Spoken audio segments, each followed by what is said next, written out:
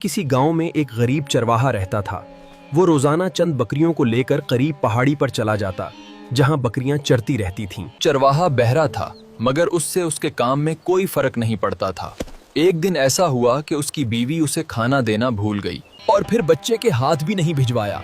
चरवाहे ने सोचा, मैं घर जाकर खाना ले आऊं, दिन भर भूखे रहना मेरे लिए दुश्वार होगा। उतने में उसने देखा कि एक घसियारा यानी घास काटने वाला पहाड़ के किनारे घास काट रहा है। चरवाहा उसके पास गया और कहा, भाई तुम जरा मेरी बकरियों का ख्याल रखना, मैं गांव जाकर खाना ले आऊं। मेरी बेटी आज खाना देना भूल गई है।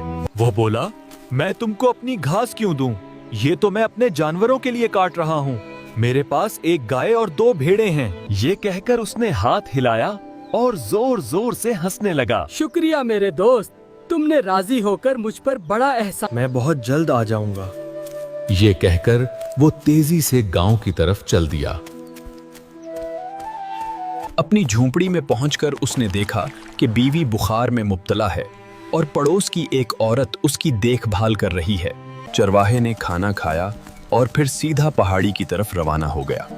उसने अपनी बकरियों को गना, सब बकरियां मौजूद थीं। घुसियारा अपने काम में लगा हुआ था। चरवाहे ने अपने दिल में कहा, ये घुसियारा कितना ईमानदार है। मेरी बकरियों की निगरानी करता रहा, मगर शुक्रिया का भी ख्वाहिशमंद नहीं है। चरवाहे ने सोचा, लंगड़ी बकरी उसे दे देनी चाहिए। यूं भी मुझे इसको ज़बह तो करना ही पड़ेगा। ये सोचकर उसने लंगड़ी बकरी को अपने कंधे पर उठा लिया और घुसियारे के पास पहुंचकर बोला, भाई मेरी बकरियों की निगरानी करने के सलाह में ये तहफा कबूल करो। इस बकरी को ज़बह करके इसका गोश्त इस्तेमाल कर लेना। मगर घसियारा एक लफ्ज भी न सुन सका।